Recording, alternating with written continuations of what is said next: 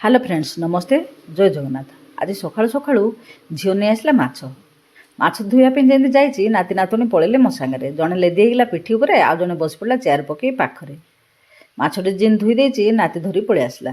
तापर आसिक मु गुड़ेदेली ता देहरे लंका गुंड हलदी गुंड मसला गुंड किचेन किंग मसला टिके तापर पकईदेली लुण लेंबू टिके चिपुड़ी पकईदेली रसुण टिके छेचिकी पकईदेली आउ ता देहरे सोरिष तेल टिके पकईकरी ताकू गुड़ागुड़ी करदेली।